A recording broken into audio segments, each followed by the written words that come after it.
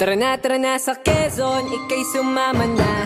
Tara dito sa Nyugnyugan, ito dong saya. Tara na sa Quezon. Magandang buhay mga kababayan.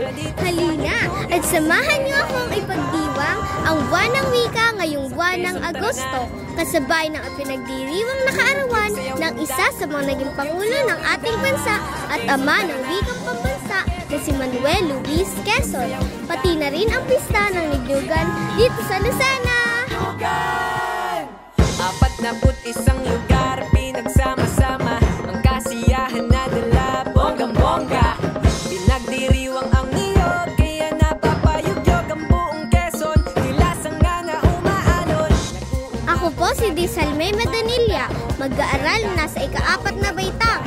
Samahan niyo po akong talakayin ang kahalagahan ng katutubong wika. Bago natin pag-usapan ang kahalagahan ng katutubong wika sa pagpapaunlad ng edukasyon, atin munang tukuyin ang kahulugan nito. Ang katutubong wika ay ang wikang Pilipino. Ito ang wikang ginagamit sa buong Pilipinas bilang wika ng komunikasyon ng mga etnikong grupo. Ito ang wikang natutunan natin simula nang tayo ay isilang upang makapamuhay ng matiwasay. Ito ay nakakatulong sa pagpapaunlad ng edukasyon sa pamamagitan ng pagkakaroon ng mas malalim na pangunawa sa mga dapat nating matutunan, gaya ng ginagawa natin sa paaralan sa pamamagitan ng ating mga guro.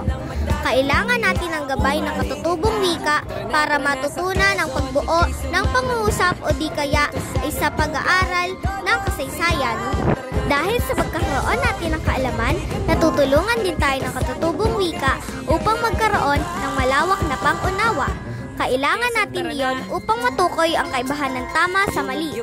At ang katutubong wika ay isang mahalagang bahagi ng edukasyong pambansa.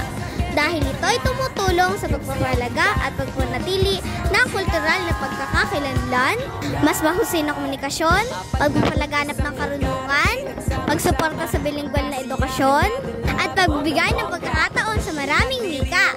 Iilan lamang iyan sa mga kahalagahan ng katutubong wika sa pagpapaunlad ng edukasyon.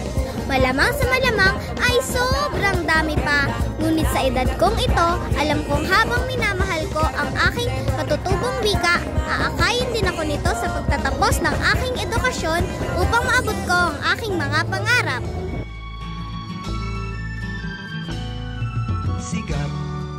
Sabi nga ng ating pambansang bayani na si Dr. Jose Rizal, ang hindi marunong magmahal sa sariling wika ay masahol pa sa hayop o malansang isda. Tularan natin ang ating pambansang bayani na si Dr. Jose Rizal sa kanyang pagpapahalaga at pagmamahal sa sariling wikang Pilipino. Paalam! Pinoy na mayroong sarili.